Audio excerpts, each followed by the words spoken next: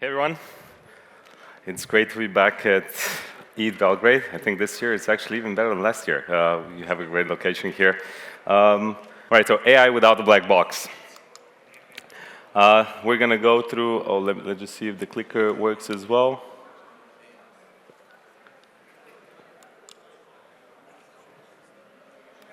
Oh, now it works, perfect. So yeah. We're going to go through the current AI landscape. Then we're going to talk a little bit about the differences between the centralized and decentralized AI approaches. I'm going to present our own Oasis ROFL framework and how it can help developers to develop in a more trustless, verifiable way. And then I'm also going to talk about WT3, but about that a bit later. So if we look at the current landscape, early AI, AI has existed from the 90s, but back then it was more called like machine learning, and machine learning now is more of a subset of what we call AI. And we're kind of reaching the tipping point, where everybody's using AI, predominantly LLMs, but obviously we do have some specific applications as well. And we had some sort of, AI in YouTube algorithms, in Spotify, algorithms, stuff like that. But we're kind of reaching the tipping point now. But we also see the power concentration that's happening, right? You have Google, OpenAI, Anthropic, Meta. These are all very big companies with a lot of resources that are kind of hogging the whole space, the whole mind share, right? And there are alternatives that are being built in the decentralized space, predominantly crypto. But there's still a little bit of a lack of understanding what's happening here. We're still a slightly smaller community, and there's still work to be done here. So if we look at centralized AI, what it means, right? It's obviously dominated by the large tech companies, as I mentioned, and they have, the data, compute power, development talent, and it's just in the hands of the few. Of course, there are advantages for this. You have economies of scale, you have access to data, you also have rapid development, but there are also the disadvantages that are mostly to the detriment of the user, right? So you have data privacy concerns, you have the monopoly over AI, and obviously risk of bias, because we know that there was a lot of bias installed, let's say, in ChatGPT and similar LLMs, right? And the problem is that tech companies and companies in general are more interested in the new shiny AI features than actual data privacy. And what's the alternative here? We can look at decentralized AI, right? It's the removal of the single point of failure, adding more transparency, more verifiability, and users all are in control of the data. Advantages are obviously, pretty obvious. Control of data, enhanced data privacy, less potential for bias. But obviously, disadvantages are there as well with lower performance, slower coordination, lack of standards. So everybody's kind of building in their sandbox, and we need to try to bring that together, right? The focus of the decentralized AI is on the user. So the data ownership, the transparency, and also the value recognition, right? So personal data, they call it, right, the new oil, the new gold. And for now, users are not really included in the data economy. And with AI, with decentralized AI, we can actually help that aspect develop a lot more as well, because smart contracts enable very easy payments, tokenization, everything.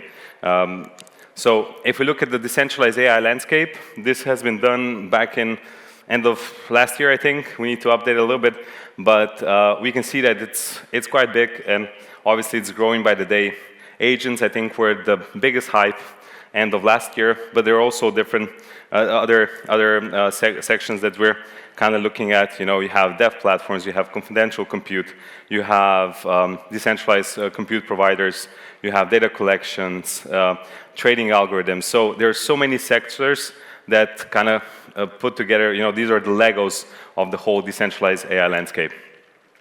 If I speak a little bit about Oasis, so we started back in 2018 as a layer 1 blockchain, and we had the unique architecture of having multiple layers. Layer 1 was just consensus, and native layer 2s.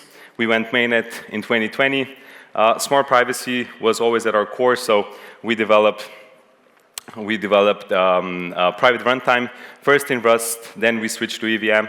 So we also developed the first EVM-compatible confidential runtime.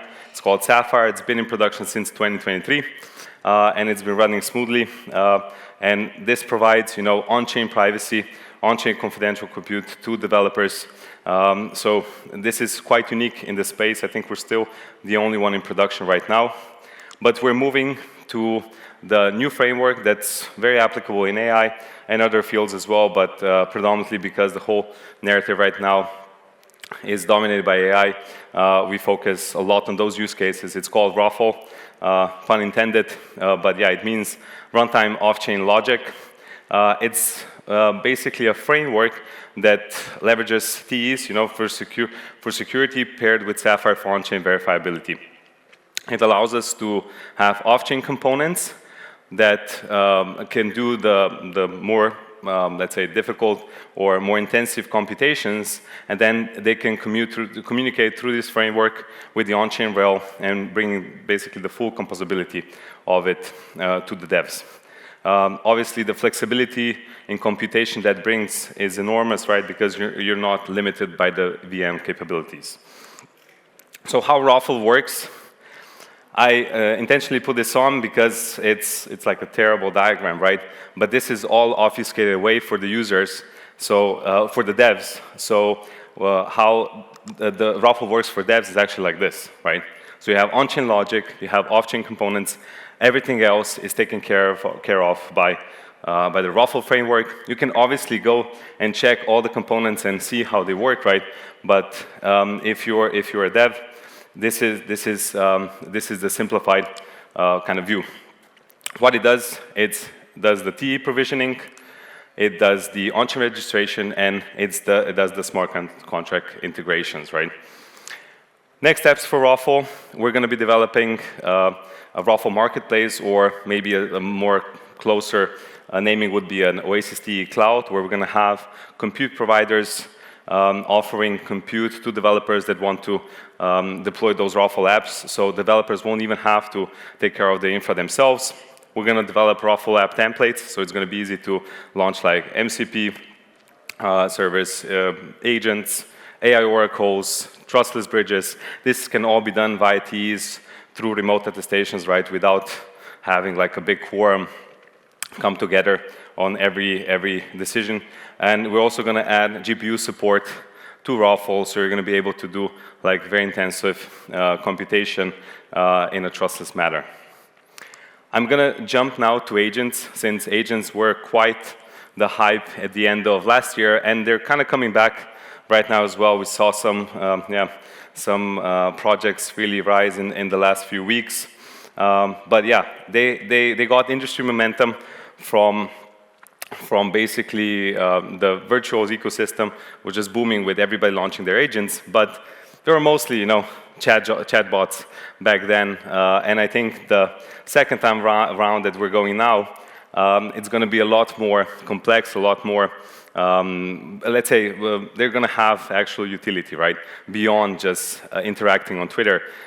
We see with the DeFi AI trend emerging that there's going to be real use cases that the agents can do for the users, and it's going to cross Web3 or crypto and Web2, right? Because Jensen Huang, the CEO of NVIDIA, also predicted that 2025 will be the year of the agents, right?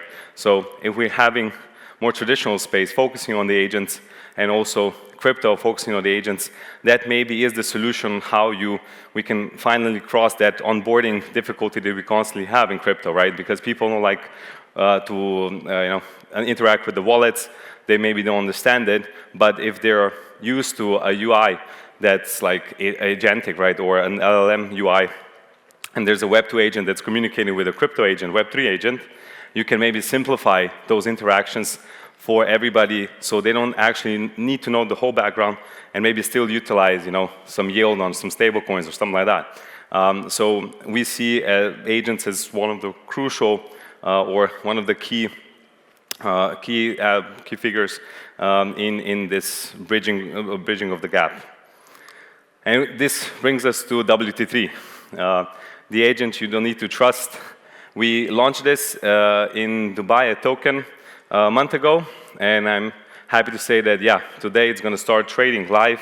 You're going to be able to follow it on Twitter as well, all the trade that it does. And maybe I'll tell you a little bit more about why we went into this direction, right? If you look at the evolution of crypto, there were many different trends, right? So we had metaverse, we had NFTs, we had, what was there? DeFi obviously was one of the important ones back in 2020. And DeFi is kind of the only constant that we're seeing now. A lot of those trends like came and went, right?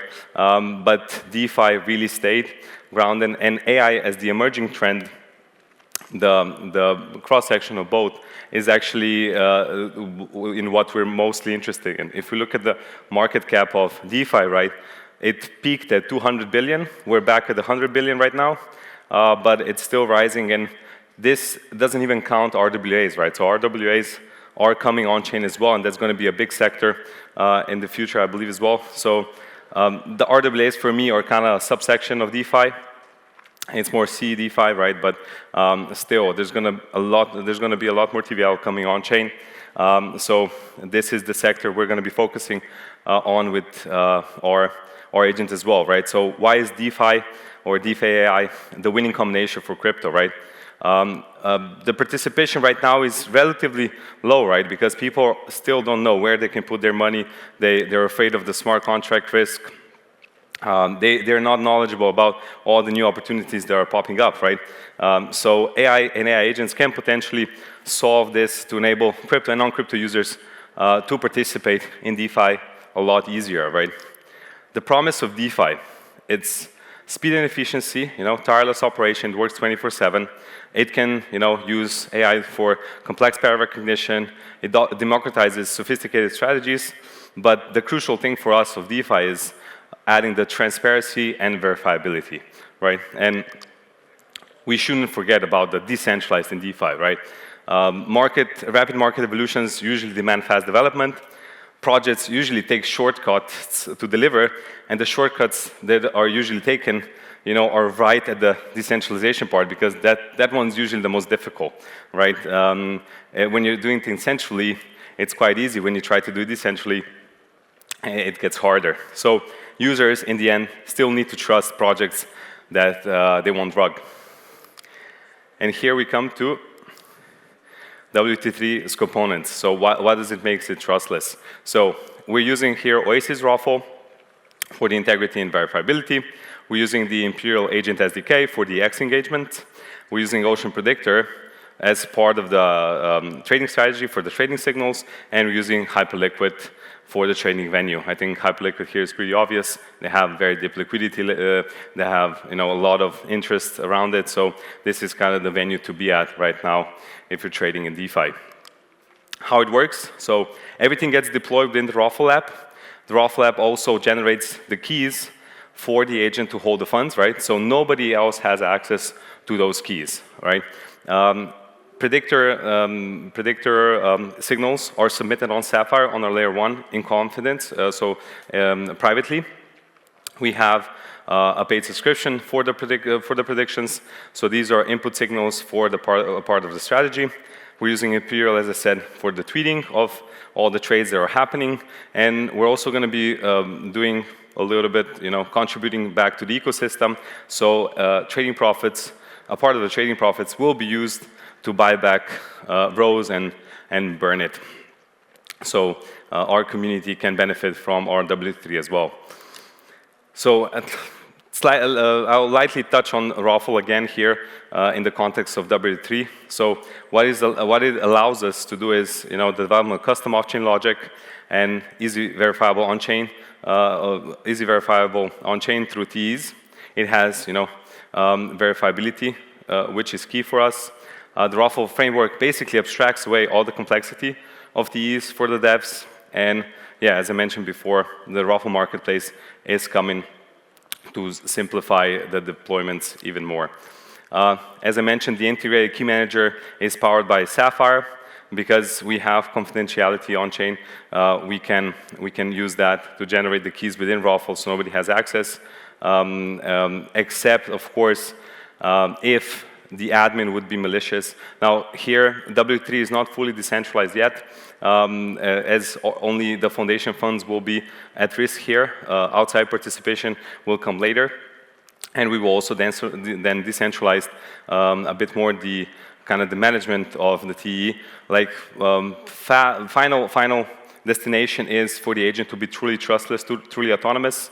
You know, when you're starting out things, there can be bugs, there can be problems. You know, so it's still has, let's say, a little bit of training wheels when it comes to admin control. But at the same time, we still don't have access to the keys. But with malicious code, we could extract the money. But again, this is similar to how, you know, smart contracts, if it has an exploit, nobody will use it, right? Because the exploit is seen. It's similar with Raffle Labs. You can imagine it in the same way. They need to be fully transparent and auditable in order to be able to trust that nobody can intervene with it.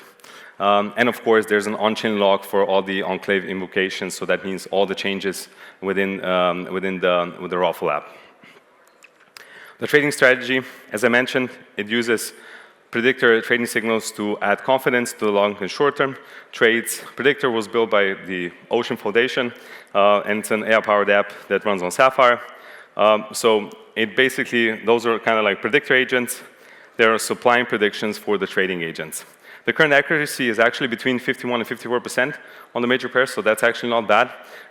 Fees are usually the problem with trading, so those usually kill the profitability. So there needs to be a little bit more, or if you're trading very big volume, that you can get like 0% fees. But yeah, the strategy needs some adjustment. You can't just rely on the accuracy here and say, I'm going to be profitable, right? But it can add confidence to your trades. As I mentioned, Imperial SDK, the SDK supports building autonomous agents with skill-based systems, right? It's integrated with Oasis Sapphire also for vault abstraction. It powers the platform like Simulacrum, which actually was quite popular at the end of last year, where you could tweet at the Simulacrum agent Twitter profile, and it would deploy tokens for you via Twitter. So that was pretty cool. And yes, there are going to be some future Imperial Raffle integrations. So do follow us and Imperial to find out more about that. If we look at the W3 roadmap, so we launched W3 back in Dubai, and we funded it today, so it's going to start trading on Hyperliquid with initial capital of 100K from the Oasis Foundation. It's closed right now, so outside participation is not possible, but we will introduce a staking contract where people will be able to add funds based on the history of the agent to see what's kind of the APR, APY, and if they want to participate in the strategy, they can just deposit the funds and get the yields from there. And the last step is actually launching, you know, your own agents through what we're going to build is like a Raffle dashboard and launchpad, where it's going to be very easy for anybody to take a template of like an agent like WT3, deploy it yourself, so you don't even need to trust us. I mean, here it's no trust, but because people don't go verifying usually the whole chain of things, right? To an extent, they usually trust the projects, right? But as I said, there's no trust here. It's all trustless. It's all verifiable. To future partners, right? The wolf is always hunting for alpha, so projects that offer market insights or new venues for trading, do reach out. We're happy to collaborate. We're happy to extend W3 to a different platform and seize the opportunities there. So yeah, we're at the booth here at ETH Belgrade, so you can find us there and chat. And I just want to have you, go with a few key takeaways today. For us, and I think for everybody, verifiability should be key to everything in crypto, right? The ethos of crypto was always don't trust, verify. And Raffle is the framework that enables combining the on-chain and off-chain compute in one verifiable stack. The future belongs to the agents that can think privately while proving integrity. So W3 is showing the way. And yeah, stay connected with us. You can follow W3 on X, agent_WT3, or check the website, w3.ai, I think the QR code is for the W3 website. Our website is oasis.net. And here are my contacts as well if you want to reach out. Yeah, catch me here or DM me on Telegram or email. So I want to just one final meme to end it all, right? The Human Torch is all about, speed, so centralized is better. And then, we have Iron Man saying decentralized is better because of power to the people. Questions? And thank you very much.